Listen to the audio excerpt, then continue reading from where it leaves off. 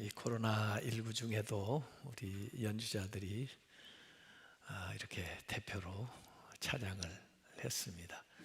저는 이 찬양을 들으면 그 타이타닉 영화 그 혼란 상태에서 다들 아수라장일 때 그때 그 연주자들이 나와가지고 가판 위에서 4줄 가까이 하려 하면 이렇게 찬송을 연주하던 그 장면이 떠올라요. 누가 그런 평안을 주었나? 누가 그 상황 속에서도 찬양할 수 있는 그런 여유를 가져다 주었나? 믿음밖에 없다고 저는 생각해요. 이때야말로 우리가 정말 믿음이 필요한 시기다 이렇게 생각합니다. 사실 지난 주간에 좀 안타까운 일이 있었습니다. 우리 교단에서 인도네시아로 파송했던 이재정 선교사님이 그곳에서 33년 동안 사역을 하셨는데 이 코로나19로 감염이 돼서 그곳에서 소천을 하셨습니다. 참 인도네시아에 선교를 개척한 분이고 그 현지인들을 양성하기 위해서 신학교를 세웠고 또 그곳에 오는 한인들을 위해서도 한인교회도 하신 분인데 금년 들어서 그 한인교회를 우리 교회 출신인 그 조광용 목사님이 가서 담임을 하게 되고 본인은 더 어려운 지역으로 더 오지로 들어갔습니다.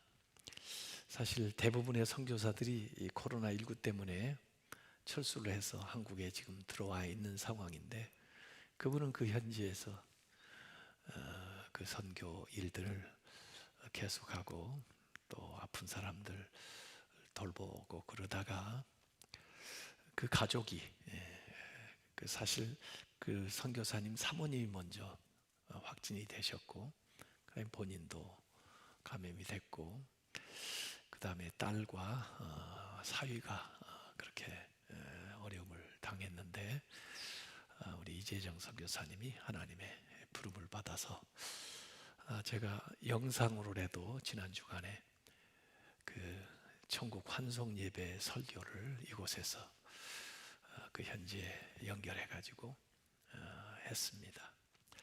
참 이런저런 상황 속에서 이 코로나19가 남의 얘기가 아니라 우리 주변에 우리 가족들 또 우리 교우들의 얘기다 이런 생각을 하게 됩니다. 그래서 애쓰시는 분들 많죠. 의료진들 그리고 또 실제로 이 감염되신 분들도 굉장히 고생을 하실 텐데 어찌 보면 그들도 피해자입니다. 이 사회적인 분위기가 왠지 감염된 사람을 탓하는 그런 분위기가 자꾸 안타깝게 만들어지고 있는데 어떤 면에서 보면 그 피해자이죠. 물론 이게 원인은 인간의 탐욕으로부터 비롯된 것입니다. 그래서 이 인간의 탐욕을 먹고 그 길을 따라 계속해서 번져나가고 있는데 우리가 현재 살고 있는 문화를, 세계관을, 가치관을 바꿔내지 않으면 이 가치가 만들어내는 위기, 이 상황을 극복할 길이 없습니다. 일전에 그 에이즈 바이러스도 마찬가지예요. 그것도 인간의 그 창조 질서를 어긋나게 하는 것으로부터 비롯돼 가지고 치유할 수 없는 치명적인 것들로서 무고하게 희생된 사람들도 사실 많이 나오게 되었는데 이런 일을 통해서 우리가 다시 한번 각성하고 새롭게 살아가는 생명의 문화를 만들어가는 일에 힘을 쏟지 않는다고 하면은 코로나19 이후에도 또 다른 바이러스가 인류를 공격하는 일은 끊임없이 계속될 것입니다. 이러저러한 이 사태를 만나면서 예수님도 그 사역을 하실 때 그 당시에 그 갈릴리에서 이 빌라도가 사람들을 많이 학살을 하고 그 피를 가져다가 제단에 뿌린 일도 있었나 봐요. 또 실로암, 예루살렘 그 실로암 망대가 무너지는 바람에 18명이 압사해서 죽은 일이 있었나 봐요. 그걸 두고 예수님께서 누가복음 13장에 말씀하신 대목이 있습니다. 갈릴리 사람들이 특별히 죄가 많아서 그런 일을 당한 줄 아느냐? 너희들 거울 삼고 회개해라. 오늘 13장 4절에 또 실로암의 망대가 무너져 치어 죽은 18사람이 예루살렘에 거하는 다른 모든 사람들보다 죄가 더한 줄로 아느냐? 너희들 그 일에 경각심을 가지고 회개하라. 예수님께서 이렇게 말씀하신 적이 있습니다. 이번 기회에 저는 이 코로나19 상황에서 줄기차게 한 4가지의 메시지를 반복적으로 전했습니다. 첫째 메시지는 예배는 중단할 수 없습니다. 어떤 상황 속에서도 예배는 드려져야 됩니다. 그것이 교회 안에서 예배든 가정에서 예배든 온라인으로 예배에 참여하든 어떤 방식으로든 온라인이든 오프라인이든 예배 앞에 우리가 나아가야 되는데 그 예배가 같은 정신, 신령과 진정으로 드려지는 예배가 되어야 됩니다. 이걸 강조했습니다. 그 다음에 두 번째 제가 강조했던 것은 방역 지침을 준수해야 됩니다. 나라가 또 방역 당국에서 애쓰고 있는 거기에 우리 믿는 사람들이 같이 힘을 모아서 우리 스스로를 위하고 또 다른 사람을 위해서 이 방역 지침을 철저하게 준수해야 됩니다. 그래서 교회 안에 모이는 모임부터 우리가 솔선해가지고 실제 생활에도 이번 기회를 통해서 절제하고 또 건강을, 생명을 존중하는 그런 일들을 하자 그렇게 했습니다. 그 다음에 세 번째는 이웃사랑을 얘기했습니다. 어려운 때일수록 자기만 생각하는 이기주의에 빠지지 말고 더 어려운 사람 돌아봅시다.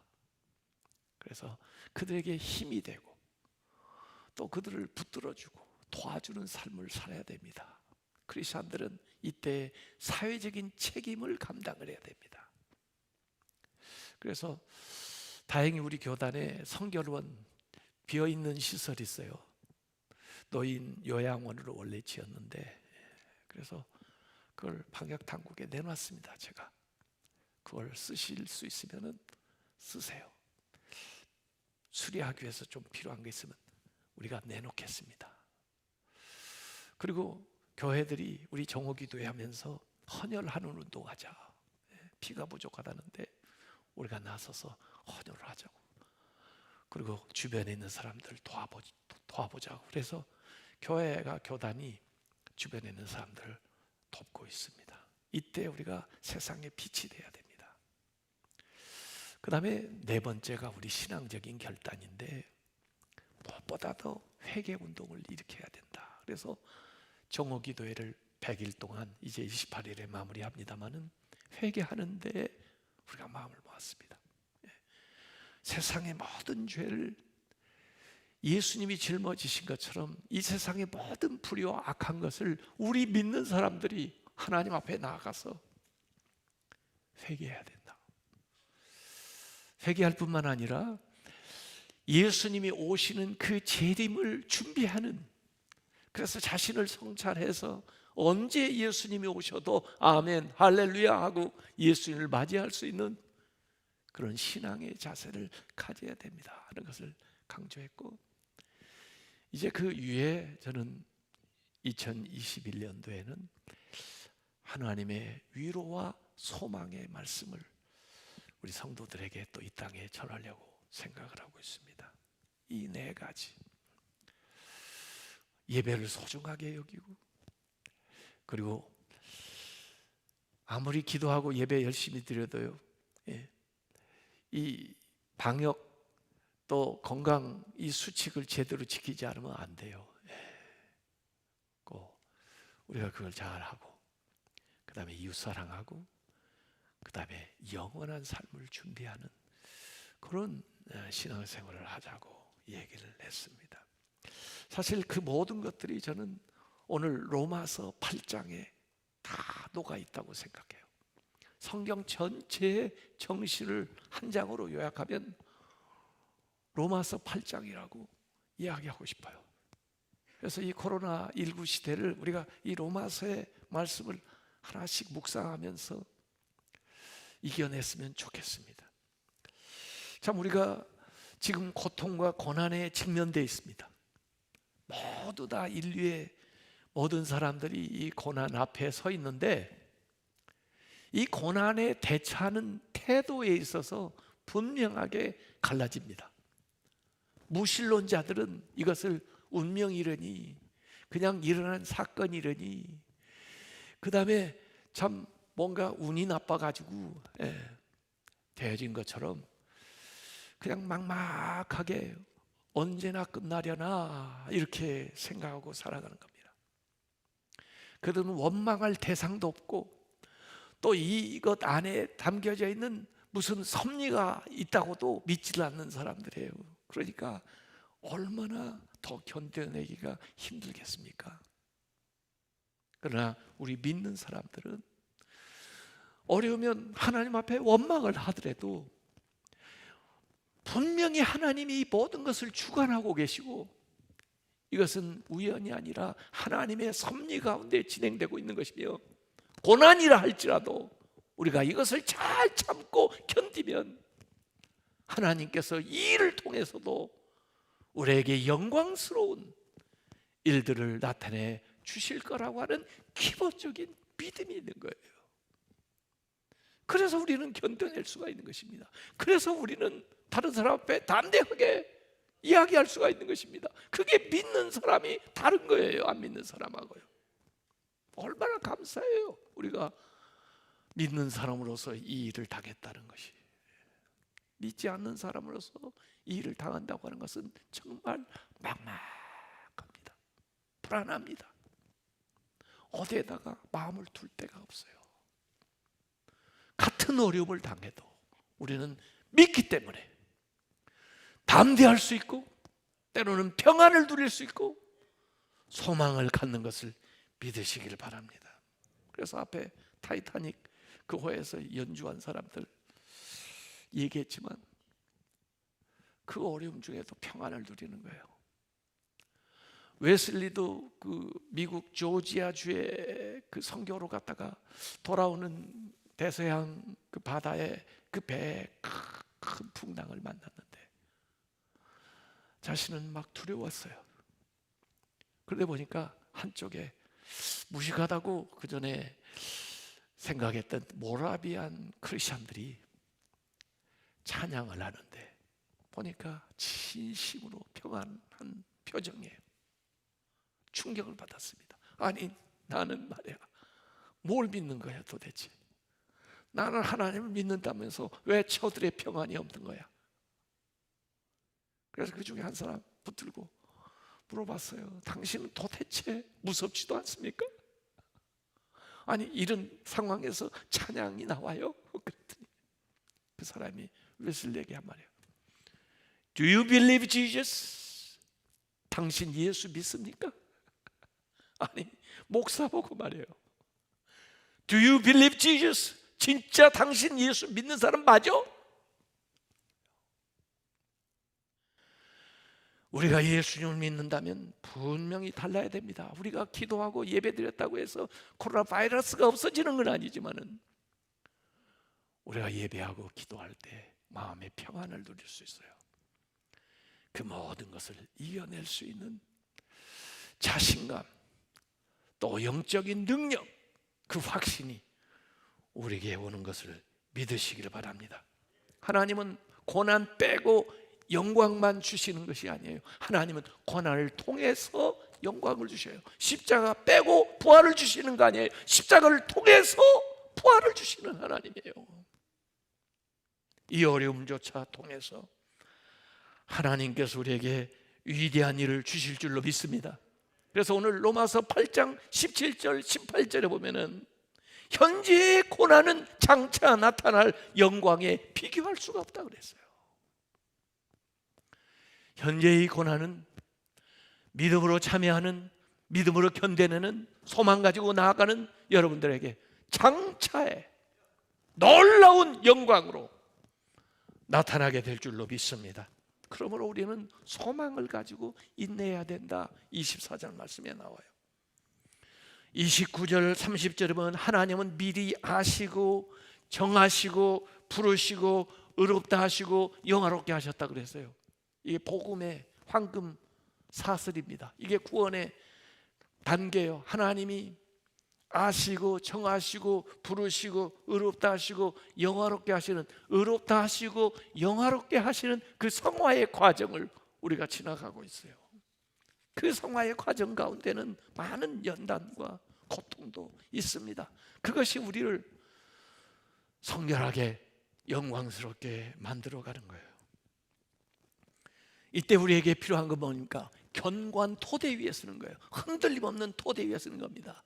아무리 지진이 오고 아무리 풍랑이 와도 흔들림 없는 견고한 토대, 반석 위에 우리가 세워진다면 이겨낼 수 있어요.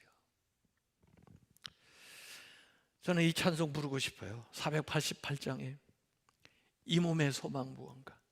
우리 주 예수뿐이세. 우리 주 예수밖에는 믿으리야 없도다. 이 몸의 소망 무언가? 우리 주 예수뿐일세. 우리 주 예수밖에는 믿으리 아주 없도다. 주 나의 반석이시니 그 위에 내가 서리라. 그 위에 내가 서리라. 무섭게 바람 부는 밤 물결이 높이 설렐 때 우리 주 크신 은혜에 소망에 닿을 줄이라. 주 나의 반석이시니 그 위에 내가 서리라.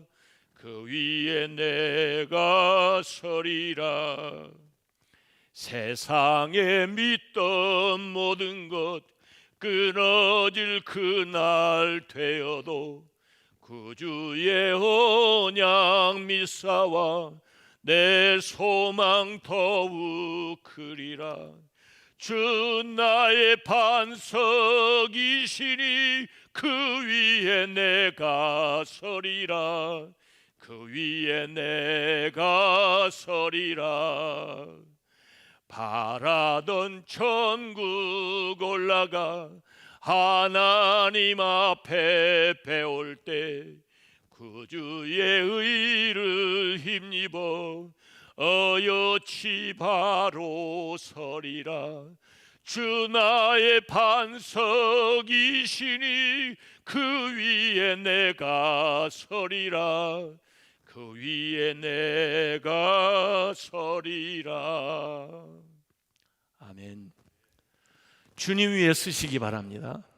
주님이 나의 반석이십니다. 어려움이 올 때, 견디기 힘들 때 주님을 붙드시기 바랍니다. 바울은 오늘 이 로마서 8장을 쭉 마무리하면서 5가지의 질문을 우리에게 던지고 있습니다. 이 질문은 몰라서 질문하는 것이 아니에요. 우리가 알고 있는 것을 확신시키기 위해서, 강조하기 위해서 우리에게 물어보는 겁니다. 이 5가지 질문이 오늘 이 코로나 시대를 살아가는 우리에게 확신과 우리가 견뎌낼 수 있는 분명한 토대를 마련해 주는 근본적인 답변들이에요. 오늘 31절에 바울이 이렇게 질문했습니다. 누가 우리를 대적하리요? 만일 하나님이 우리를 위하신다면 누가 우리를 대적하리요? 세상에 감히 누가? 하나님이 내 편이 되시고 하나님이 나를 붙들어 주시고 하나님이 나와 함께 하시는데 누가 나를 대적하리요? 대적할 수 있는 사람이 있으면 나와보라고 하라고 바울이 담대히 얘기하는 것입니다. 우리 믿는 사람은 크리스천, 크라이스트, 그리스도에게 붙은 사람들이에요. 이 종이가 이렇게 따로 있으면 약한 종이지만요, 이게 여기에 붙어 있으면요, 이 나무를 뚫지 않는 한 이 종이를 뚫을 길이 없습니다. 하나님이 우리를 위하시면, 예수님이 우리를 위하시면, 하나님께서 임마누엘 되셔서 우리와 함께 하시는데 누가 나를 대적하리요? 천하무적의 확신을 바울은 선포하고 있는 것입니다. 두 번째, 바울의 질문은 모든 것을 하나님 우리에게 주시지 않겠느냐? 32절에 자기 아들을 아끼지 아니하시고 우리 모든 사람을 위하여 내어주신 이가 어찌 그 아들과 함께 모든 것을 우리에게 주시지 아니하겠느냐 그랬습니다. 독생자도 주셨는데, 예수 그리스도를 이 땅에 보내셔서 나를 위해서 십자가에 죽기까지 주셨는데 하나님이 뭘 아끼겠어요? 뭘 더 안 주시겠어요? 예수 그리스도 안에 모든 것이 다 들어있습니다. 올 패키지, 예수님 안에 모든 것이 다 들어있어요. 예수님을 영접하면은 그 안에 영생이 들어있습니다. 그 안에 죄사함이 들어있습니다. 그 안에 평안이 들어있습니다. 그 안에 승리가 들어있습니다. 그 안에 형통함이 있습니다. 그 안에 건강이 있습니다. 그 안에 물질적인 축복도 있습니다. 뭘 안 주시겠어요? 아들을 주셨는데.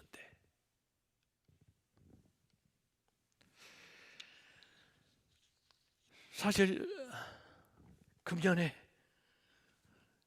제가 참석을 못하고 이제 줌으로 제 아들 결혼식을 봤네요, 제 아내하고. 근데 사실 2년 전에 제 아들이 결혼에 대해서 얘기를 해요. 근데 저는요, 제가 영어도 잘 모르고 그러니까 그 한국 여자 좀 만나서 결혼했으면 그랬는데, 백인 미국 아이하고 그 직장에서 이렇게 만나가지고 결혼을 하겠다 그래요. 어떻게 해요? 그래서 이제 받아들였어요. 제 아내가 제가 결심한 걸 보고 그래요. 그 에밀리 때 제 며느리가 에밀리한테 정말 잘해주겠다고, 잘할 거라고. 아니, 내 아들하고 결혼했는데 어떡하겠어요? 잘해야죠. 하나님이 예수 그리스도를 우리에게 주셨는데 뭘 아끼겠어요?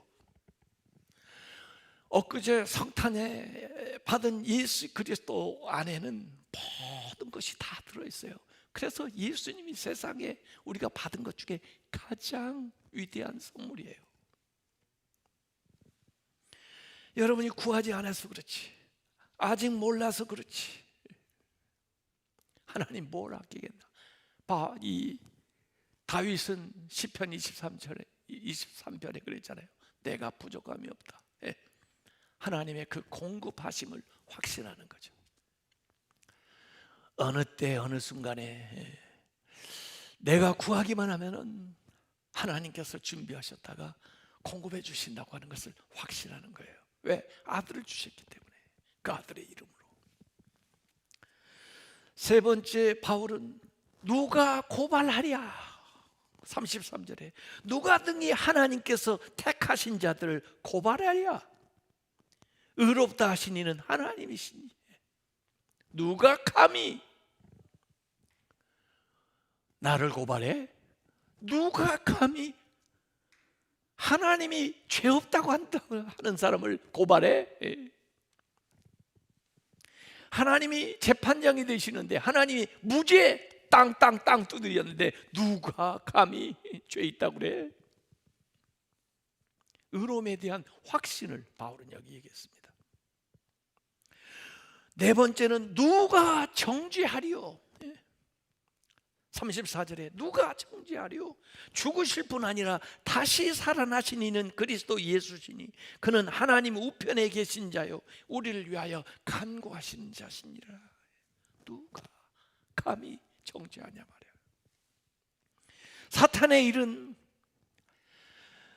계속해서 정죄하고 고발하는 것이 사탄의 일입니다.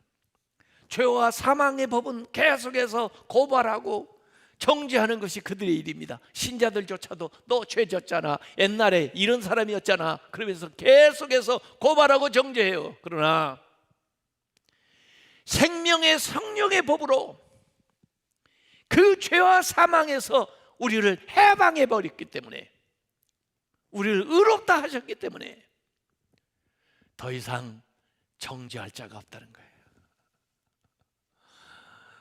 누가 와서 정죄하면은, 사탄이 혹시 정죄하면은 나 용서받았어, 나 죄 쓰심 받았어, 나 위해서 예수 그리스도가 십자가 지셨어, 그래. 그래서 로마서 8장 1절에도 시작할 때 이제 그리스도 예수 안에 있는 자에게는 결코 never 결코 정죄함이 없나니. 정죄가 없습니다. 심판이 없습니다. 예수님 죽음이 내 죽음이고 예수님의 부활이 내 부활이에요. 예수님의 십자가 부활을 통해서 모든 죄의 사슬을 끊어버리고 나에게 참 자유를 주셨기 때문에 정죄할 자가 없습니다. 더구나 그 예수님이 지금도 하나님 우편에서 나를 위해서 간구하고 계세요. 하나님 우편, 하나님 바로 옆에서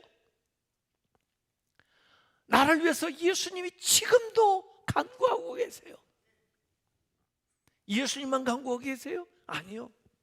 여기 또 간구하시는 분이 또 계세요. 오늘 8장 26절에 보면 이와 같이 성령도 우리의 연약함을 도우시나니 우리는 마땅히 기도할 바를 알지 못하나 오직 성령이 말할 수 없는 탄식으로 우리를 위하여 친히 간구하시느니라. 내가 기도할 수 없는 상황에서 성령께서 하나님의 생각을 아시기 때문에, 하나님과 성령은 막 통하시기 때문에 말할 수 없는 탄식으로 나를 위해서 친히 기도하세요. 하나님, 예수님, 성령님이 나를 위해서 기도로, 응답으로, 삼위일체로 함께하고 계시는데 뭘 두려워해요? 누가 우리를 정죄해요? 8장 27절에 마음을 살피시는 이 하나님이 성령의 생각을 아시나니, 성령이 뭘 기도하시는지 무슨 생각을 하는지 아시나니 이는 성령이 하나님의 뜻대로 성도를 위하여 간구하심이라. 반복해서 성도를 위해서 성령님이 간구하신다래요. 그런 경험 없으세요? 힘이 없어가지고 뭐라고 기도할 바를 몰라가지고 지쳐서 누워있는데, 그런데 안에서 기도하고 있어요. 내 안에서 기도하시는 분이 계세요. 성령님이에요. 오늘 이 로마서 8장에는요 유독 성령님에 대한 언급이 많이 나와요. 20번 나와요. 8장 11절에도 예수를 죽은 자 가운데서 살리신 이의 영, 성령이에요. 너희 안에 거하시면 그리스도 예수를 죽은 자 가운데서 살리시가 네가 너희 안에 거하시는 그의 영, 성령으로 말미암아 너희 죽을 몸도 살리시리라. 성령은 생명의 영이에요. 성령은 우리를 인도하시는 분이세요. 성령은 우리를 위해서 기도하시는 분이세요. 지금 살아서 역사하시는 분이세요. 다섯 번째, 그러므로 누가 감히 하나님의 사랑에서 우리를 끊으리요? 35절에 누가 우리를 그리스도의 사랑에서 끊으리요? 환난이나 곤고나 박해나 기근이나 적신이나 위험이냐 칼이냐 어떤 것도 그리스도의 사랑에서 우리를 끊을 수 없다는 거예요. 이 위협을 당한 분이, 이 환난, 공고, 박해, 기근, 적신, 위험, 칼을 당한 분이 예수님이신데 십자가로 그리고 부활로 이기셨어요. 이 일을 당한 사람들이 초대교회 성도들, 제자들인데 사도행전 8장 1절에 보면 그 핍박 중에도 오히려 복음을 땅끝까지 전하는 계기를 삼았어요. 이러한 일을 당한 사람들이 순교자들이고 선교사님들이고 주의 종들인데 그들이 그 환난, 곤고, 박해, 기근, 적신, 위험, 칼, 아니 심지어 코로나 바이러스, 이 모든 것에도 불구하고 이 모든 것들이 하나님의 사랑에서 끊을 수 없다고 하는 사랑의 확신을 바울이 말하고 있는 것입니다. 요셉도 어려움을 겪었을 때 그 형들에게 창세기 50장 2절에 이런 말씀해요. 당신들은 나를 분명히 해하려고 하였으나 하나님은 그것을, 그 악한 것을 선으로 바꾸사. 이 하나님의 연금술이에요. 이 해로움을 선으로 바꾸사 오늘과 같이 많은 백성의 생명을 구원하게 하시려 하셨나니. 악을 선으로 바꾸는 거. 왜? 모든 것을 하나님이 주관하고 계시기 때문에.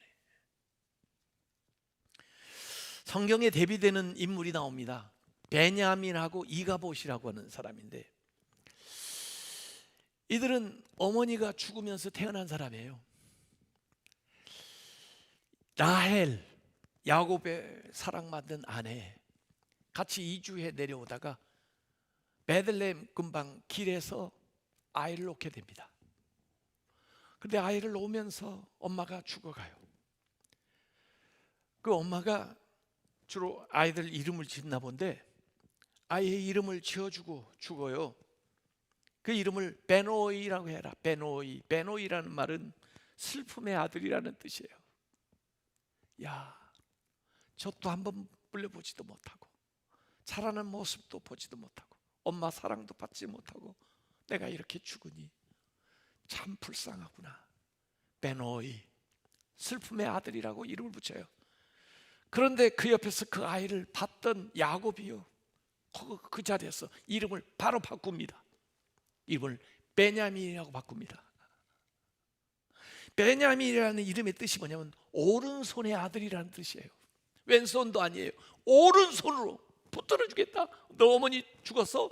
아니야, 내가 있어. 내가 너 책임질 거야.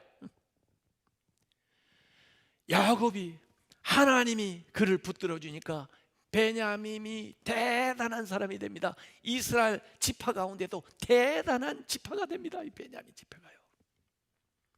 그런가 하면 이가봇, 비나스의 아내, 이름도 모르겠어요. 근데 남편도 죽고 시아버지도 죽고 벗개도 빼앗기고 진통이 와가지고 아이를 놓게 되는데 그 여인도 죽어가면서 아이의 이름을 지어줘요. 이가봇이라고 해라.